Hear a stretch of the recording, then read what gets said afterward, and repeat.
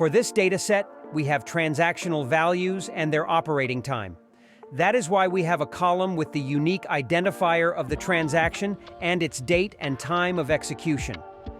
The objective of this exercise is to create a heat map that represents the number of transactions by day of the week and time of day to identify the moments of highest and lowest interaction.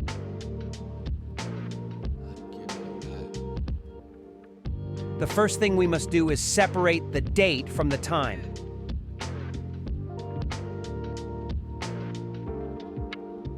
Then, with the time of day, we must round it to a whole hour or without minutes for ease of visualization.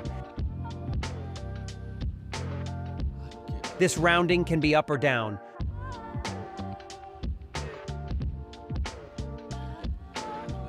We must also identify which day of the week each date corresponds to, and also know which number of the week that day corresponds to.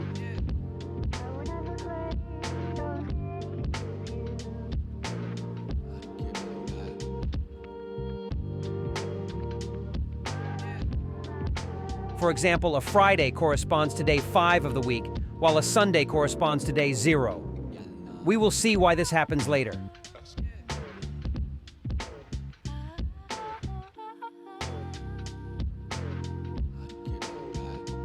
Once the new columns have been created, we are going to create a matrix, where in the rows we have the hours of the day,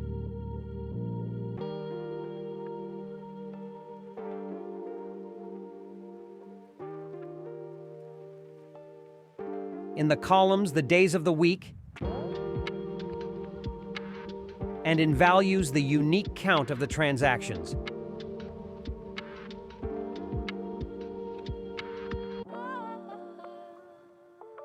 If we notice the days of the week, they do not appear in order.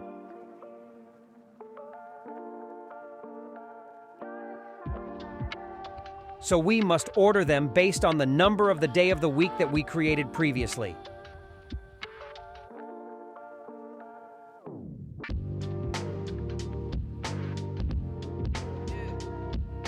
In this way, we already have the days ordered starting from Sunday until Saturday.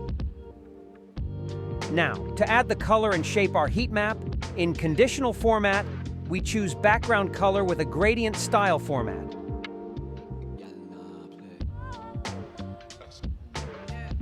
Here we can choose the most appropriate colors from the minimum to the maximum for the matrix. In this simple way, we create a heat map to see the number of transactions throughout the week. This type of visualization is quite useful for your projects that require analyzing behavior over time on a desired actionable variable such as transactions, clicks, users, interactions. Thank you and consider subscribing for more.